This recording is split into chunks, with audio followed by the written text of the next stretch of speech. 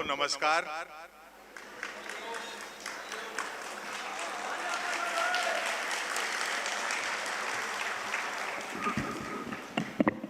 ठीक है कोई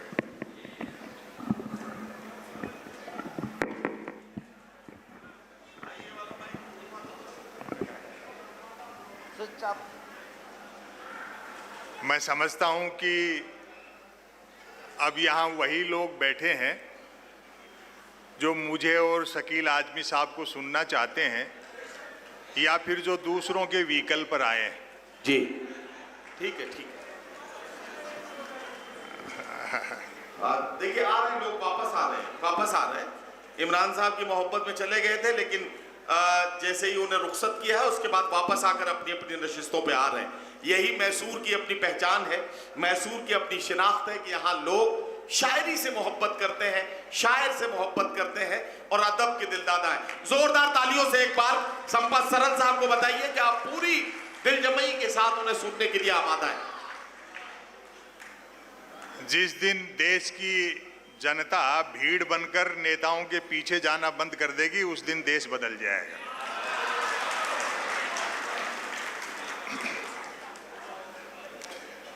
मैं समझता हूं कि मैं तो पिछली बार भी आया था, अभी भी 10, 15, 20 मिनट आपके बीच रहूंगा, लेकिन अब तो आज की शाम क्या सुबह हो गई दूसरे दिन की। मेरा दावा है शकील आजमी साहब को अगर आप थोड़ा सा मन लगा के सुन लेंगे तो ताज जिंदगी आपको ये आज की शाम या आज की सुबह याद सही कह रहे हैं संपत भाई, मैं गवाही देता हूं इस बात। मैं शुरू करता हूं। स्वागत। लेकिन कई बार क्या बड़े रोचक वाकयात होते हैं। इमरान भाई हमारे बड़े लीडर हैं और आप सब लोगों ने बड़ी मोहब्बत से उनको सुना, अच्छा सुनाते हैं, उनकी आवाज़ देश दुनिया में पहुंचती है। एक सज्जन ने उनको 500-700 रुपये दिए, उन्होंने लिए नहीं और किसी दूसरे को दे दिए। इतनी सी रकम तो मैं ही नहीं लेता, वो तो मेंबर ऑफ पार्लियामेंट है। तो थोड़ा सा कद का भी ध्यान रखा। जी आ जाइए, बहुत शुक्रिया। जल्दी से आके अपनी जगह लें। हाँ। अयूब भाई आगे बैठिए, आप सामने बैठेंगे अच्छा लगेगा, मजा आएगा। विधायक महोदय चले गए क्या? आ रहे हैं, वो भी आ रहे हैं। अच्छा, वो भी आ रहे हैं, कांग्रेस में हैं। अच्छा। और अच्छी बात है, 2.5-3 घंटे से बैठे हैं उसी पार्टी में। आजकल ये बहुत चल रहा है इधर का उधर। ये तो खैर मजबूत कैंडिडेट है, मैं तो मजाक की बात कर रहा था। अभी पिछले दिनों एक मुशायरे में एक विधायक बैठे, मुझे पता नहीं किस पार्टी के। मैंने पूछ लिया, मैंने कहा साहब कांग्रेस में हो? बोलो नहीं, बीजेपी में है, कांग्रेस में आधे घंटे पहले थे। वाह, पता नहीं लग रहा कौन किधर से आ रहा है किधर से जा रहा है, इसलिए मैंने पूछ लिया। जी। और अब ये थोड़े दिन का संकट है, जिस तरह से नेताओं का दल बदल चलता है ना। इंडिया जब पूरी तरह से डिजिटल हो जाएगा तो ये दल बदलू और स्वार्थी नेता आपको अमेजोन और फ्लिपकार्ट पे मिलेंगे, और बूढ़े बुजुर्ग नेता भी निराश न हो, वो अपने आप को OLX पर डाल सकते हैं। अरे वाह संपत भाई, क्या कहना। हाँ, वाह।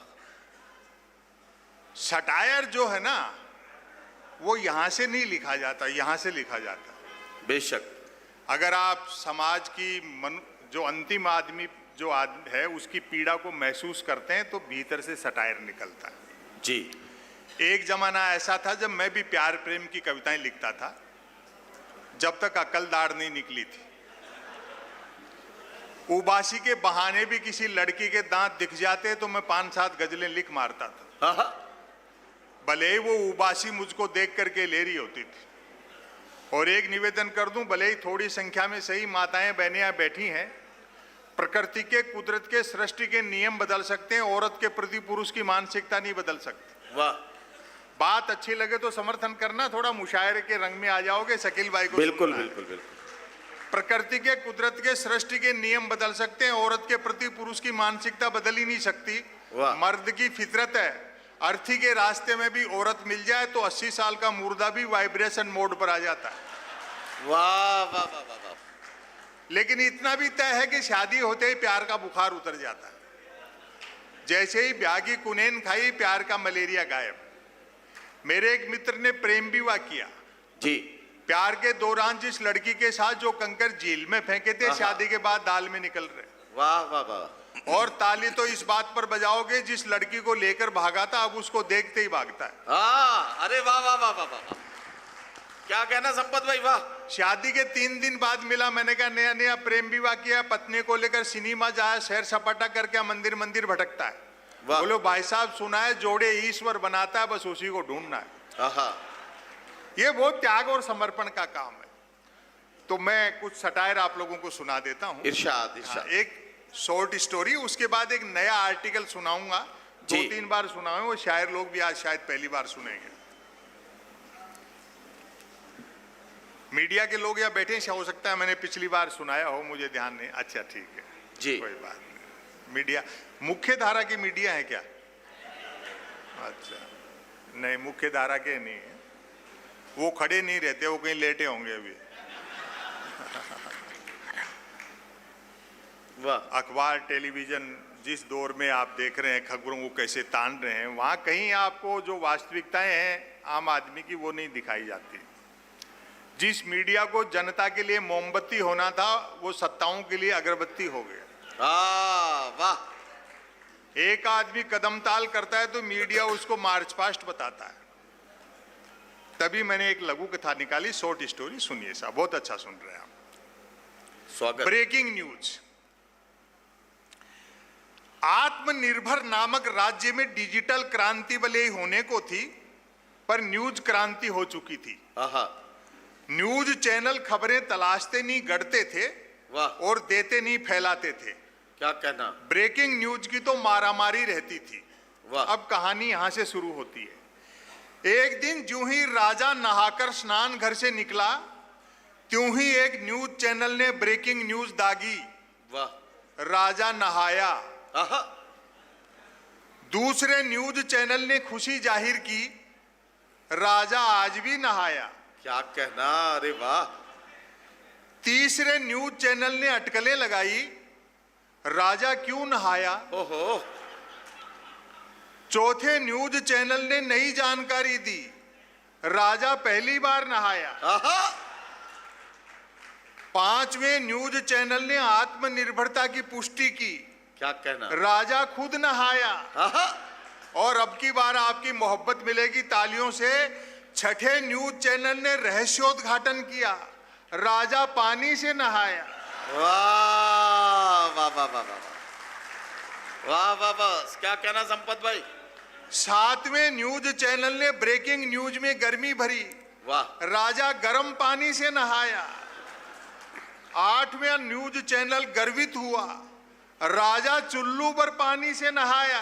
वाह वाह वाह। नौवें न्यूज चैनल ने स्थिति और साफ की, राजा साफ पानी से नहाया। वाह वाह वाह। 10वें न्यूज चैनल ने गुप्त जानकारी दी, क्या कहना। राजा अकेला नहाया। 9वें न्यूज चैनल ने राहत भरी ब्रेकिंग न्यूज चलाई, वाह वाह वाह। राजा आज तो नहाया। और अंतिम बात पर आपकी भरपूर तालियां मिलेंगी, 12वें न्यूज चैनल ने तो सब पर पानी फेर दिया, राजा गीले पानी से नहाया। अरे वाह वाह वाह वाह। तो ये चैनल खबरें कैसे तलाशते हैं, कैसे खींचते हैं, उसी का नमूना मैंने आपको सुनाया। क्योंकि अब थोड़ा सा मेरा भी मन बन गया है, तो कोशिश करता हूँ एक नई रचना आपको सुना। स्वागत है। दरअसल क्या, सटायरिस्ट और जो शायर लोग होते हैं उनके पास एक थर्ड आई होती है, वो तीसरे नेत्र से वो देख लेते हैं जो हम आमतौर पर नहीं देख पाते। एनडीए सरकार का गठन हुआ चुनावों के बाद में, देखेंगे बुलेट। हाँ, बुलेट ट्रेन चलेगी।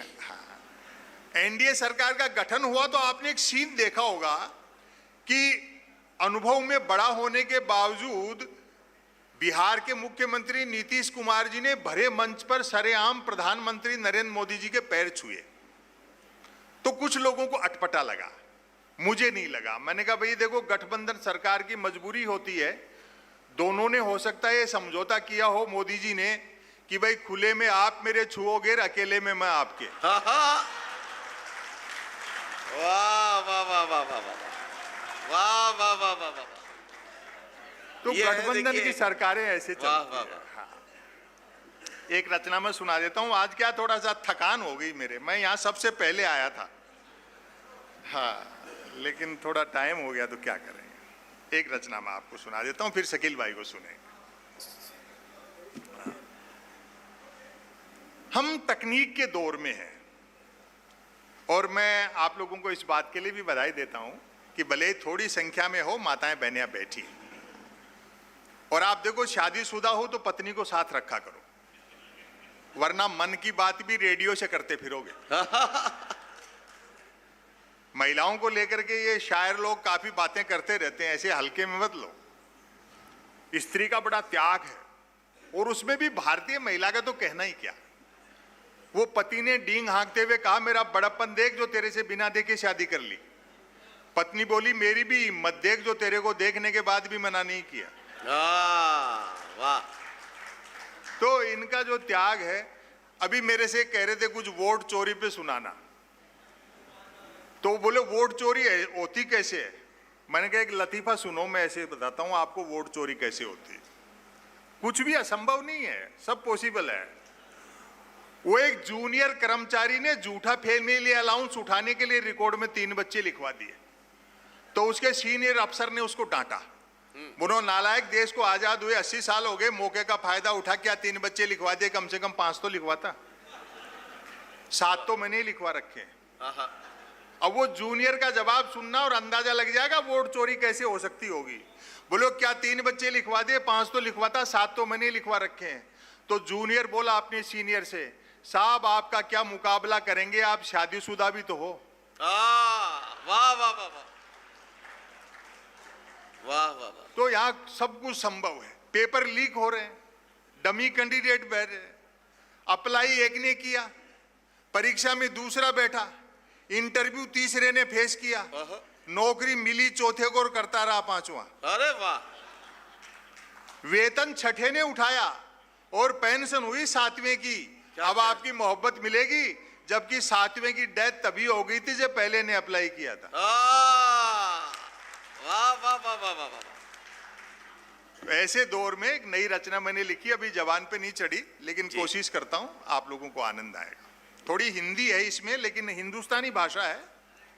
हम तकनीक के दौर में जी रहे हैं और हम में बड़ा डर है कि भाई ये टेक्नोलॉजी आ गई, एआई आ गई, उसके बाद पता नहीं इस मनुष्यता का, मानवता का क्या होगा। लेकिन ऐसा नहीं है, घबराने की जरूरत नहीं है जी। भाई जिसने पहिए का आविष्कार बनाया उसके बाद में ब्रेक भी बना। सही बात है। आग का आविष्कार हुआ तो फायर ब्रिगेड भी बनी, तो इसका भी आदमी कोई ना कोई तोड़ निकाल लेगा, इसलिए घबराने की जरूरत नहीं है। हाँ, लेकिन हिंदुस्तान जो है उसके पास एक जुगाड़ ने टेक्नोलॉजी भी होती है।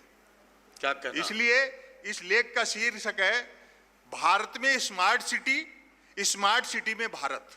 क्या कहना? वाह। हाँ, ताली वाली नहीं बजे, कोई बात नहीं, आप अच्छा सुन रहे हो। वाह। भारत में स्मार्ट सिटी, स्मार्ट सिटी में भारत। सुनना नदीम भाई। जी जी जी। वर्तमान दुनिया में 2 प्रकार की स्मार्ट सिटियां हैं, कोरी स्मार्ट सिटी और भारतीय स्मार्ट सिटी। वाह वाह वाह। दोनों में फर्क यह होता है कि भारतीय स्मार्ट सिटी वाले ड्राइव करते समय मुड़ने के लिए इंडिकेटर के साथ हाथ भी देते हैं, और जरूरी नहीं कि दोनों देने के बावजूद मुड़े भी। अरे वाह वाह वाह वाह वाह वाह, बहुत अच्छा। वाह वाह वाह वाह वाह। इसलिए टेक्नोलॉजी हमारा कुछ नहीं बिगाड़ सकती। जरूरी नहीं कि दोनों के बावजूद मुड़े भी, या उधर ही मुड़े जिधर का इंडिकेटर दे रहे हैं। बहुत अच्छा। भारतीय स्मार्ट सिटी में एआई के दबदबे के बावजूद जुगाड़ का महत्व पहले की तरह बना हुआ है। वाह। यानी माचिस की तीलियां आग जलाने के साथ ही काम खुजलाने के काम भी आती है। वाह वाह वाह वाह वाह वाह। हर हाथ में स्मार्टफोन और हर समय कॉलिंग, चैटिंग, गेमिंग, मानो भारतीय स्मार्ट सिटी वाले डिजिटल आ गए हों। वाह वाह वाह वाह।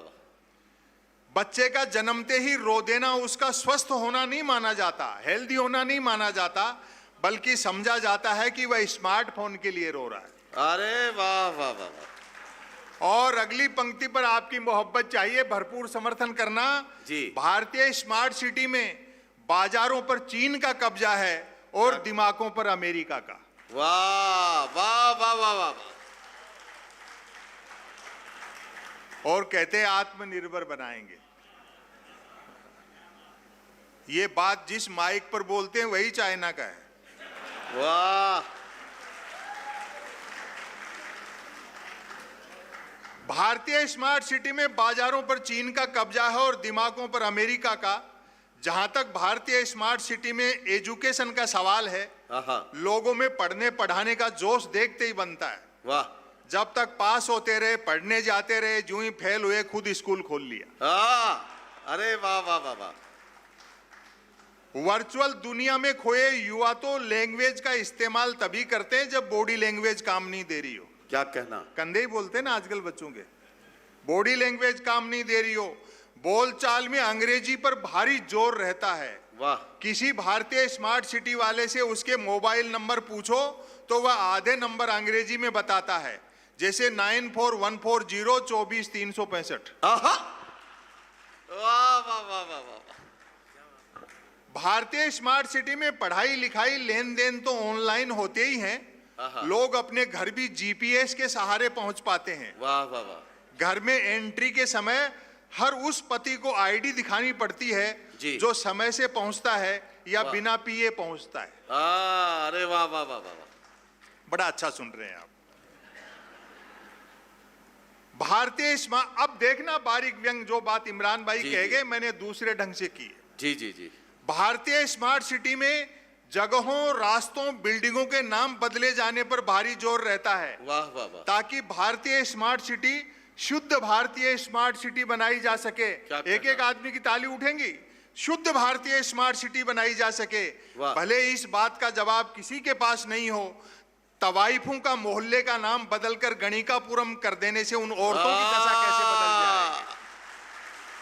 वाह वाह वाह वाह वाह वाह।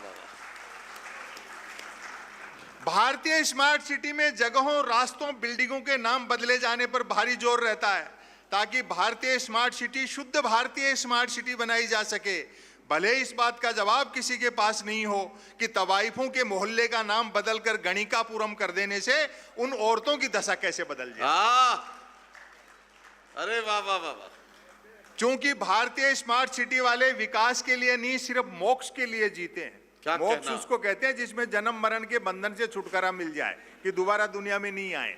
मोक्ष के लिए जीते हैं। अतः यहाँ कदम कदम पर धर्मस्थल होते हैं। लोग पुराने पापों से मुक्ति और नयों के लिए आशीर्वाद हेतु अक्सर धर्मस्थल जाते हैं और नंगे पैर जाते हैं। जो नंगे पैर धर्मस्थल नहीं जाते हैं वे घर नंगे पैर आते हैं।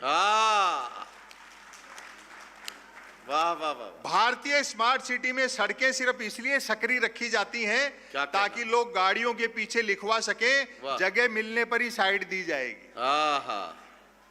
रोड लाइटों की टाइमिंग तो शायद सूरज से कनेक्ट रहती है। कॉरपोरेशन के लोग बैठे होंगे, ध्यान दें। रोड लाइटों की टाइमिंग तो शायद सूरज से कनेक्ट रहती है, क्योंकि तमाम रोड लाइटें सूर्योदय होते ही जल उठती हैं और सूर्यास्त के साथ ही बंद हो जाती है। क्या कहना क्या कहना। भारतीय स्मार्ट सिटी में इस तरह की घटनाएं आम रहती हैं कि कोई अपने दोस्त को शाम 5 बजे शिकायती फोन करता है। सुबह 5 बजे गुड मॉर्निंग का इमरजेंसी मैसेज व्हाट्सएप किया था, नेट 12 घंटे हो गए, रिप्लाई तो दूर तुमने देखा तक नहीं।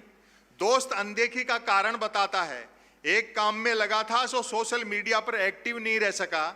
इससे आप समझ ही गए होंगे कि भारतीय स्मार्ट सिटी में सोशल मीडिया पर वही लोग एक्टिव रहते हैं जिन्हें कोई काम नहीं होता। वर्क फ्रॉम होम कल्चर के बावजूद भारतीय स्मार्ट सिटी वाले इस हद तक मिलनसार होते हैं कि सार निकलने तक ही मिलते हैं। आप जाएं किसी से मिलने, आपको देखते हुए यूं बाहें फैला देगा मानो हजारों सालों से आप ही का इंतजार कर रहा था। वह तुरंत आपको नजदीकी टी स्टॉल पर ले जाएगा और ऑर्डर देगा 12 नंबर। 12 नंबर चाय का अर्थ आप तब समझेंगे जब एक ही चाय 2 गिलासों में आएगी। वह अपनी चाय आपसे पहले पी, अपना बंद स्मार्टफोन कान से लगा, जरा दूर चला जाएगा, थोड़े इंतजार के बाद आप ही पेमेंट करेंगे। जहां कुछ समय पहले आपके मन में झल्लाहट थी कि भाई ने चाय तक पूरी नहीं पिलाई, पेमेंट के बाद तसल्ली रहेगी कि चलो सस्ते में छूटे। समापन करता हूं, इसको खत्म करता हूं, फिर शकील भाई को सुनेंगे। भारतीय स्मार्ट सिटी वाले दुनिया में कहीं भी हों, आपके क्रियाकलापों से ही पहचाने जा सकते हैं, अपनी हरकतों से पहचाने जा सकते हैं। एक दफा लंदन में हीथ्रो एयरपोर्ट पर दो लोगों ने देखा कि सामने दो लोग एक ही बेंच के दो किनारों पर बैठे हैं और आपस में अपने स्मार्टफोनों से बातचीत कर रहे हैं। देखने वालों में से एक ने हंसते हुए कहा, 1.5 गज के फासले पर बैठकर भी स्मार्टफोनों पर बातें, लगता है दोनों भारतीय हैं। उसके साथी ने साफ किया, भारत में भी किसी भारतीय स्मार्ट सिटी से हैं, क्योंकि आपस में बातें करते हुए दोनों एक दूसरे के पास भी खिसकते जा रहे हैं, यह सोचकर कि मैक्सिमम निकटता हो तो मिनिमम डाटा खर्च होता है। बहुत अच्छा सुना। समापन करता हूं, खत्म करता हूं। सुनते हैं कि भारत सरकार अपनी बनाई हर भारतीय स्मार्ट सिटी को यूनिक भारतीय स्मार्ट सिटी बनाने के लिए वहां के मरने वालों का अंतिम संस्कार, जलाना या दफनाना, उनके रजिस्टर्ड मोबाइल नंबर वाले स्मार्टफोन और आधार कार्ड के साथ कंपलसरी करने जा रही है, ताकि यमराज ओटीपी द्वारा कंफर्म कर सके कि उसके दूध किसी और को तो नहीं उठा लाए।